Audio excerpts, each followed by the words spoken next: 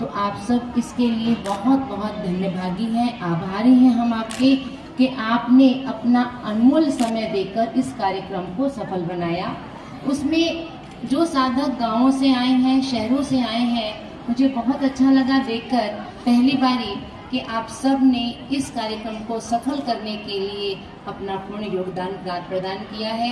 और जैसे सुबह से कार्यक्रम चल रहे ही विराजमान है और दीक्षा का दिवस ही चल रहा, ऐसा कुछ अनुभव हो रहा था। आप लोगों को हुआ कि नहीं हुआ?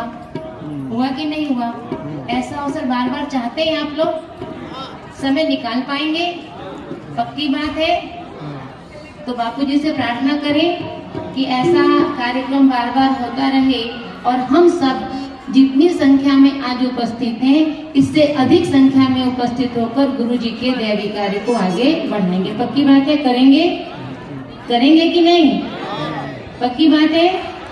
अच्छा, दूसरी चीज है कि आप सब अब अपने अपने कार्य क्षेत्र में जाएंगे। बापूजी बहुत अच्छी बात कहते हैं, लगता है कि वो हृदय को छू गई है कि जब हम लोग शिविर से घर वापस जाते हैं ना, तो बापूजी क्या कहते हैं, आप जा तो रहे हो शरीर से, लेकिन मन से कभी जाना नहीं। तो मन से कैसे नहीं जाएंगे हम? जब हम बापूजी के दैवी कार्यों को जहां हम जा रहे हैं वहां पर विस्तार पूर्वक सबसे भी कराएंगे। ठीक है? तो जो बहनें यहाँ हैं, जो भाई यहाँ हैं, वो श्री आशा रामायण जी का मंडल बना लें। हर हफ्ते गुरुवार को, जैसे पहले बापूजी के समय में, आप बापूजी जब जैन मंदिर से बाहर थे तो उस समय आप लोग करते थे, उसी तरह से अब भी जो कार्यक्रम छूटे हैं उन्हें फिर से तर्ज पे चलाना है। तो गुरुवार को, हर गुरुवार को आप सब संकल्प करके जाएं कि श्री आशा रामायण जी का पाठ हम अपने एरिया में करेंगे। करेंगे आप लोग? करेंगे कि नहीं? कोशिश करेंगे कि डरेंगे? डर लगता है लोगों से, लोग क्या कहेंगे? करेंगे? पक्की बात है? बहुत अच्छा। जब आप ये बापूजी ने 3 दिन पहले एक बहुत अच्छी बात कही।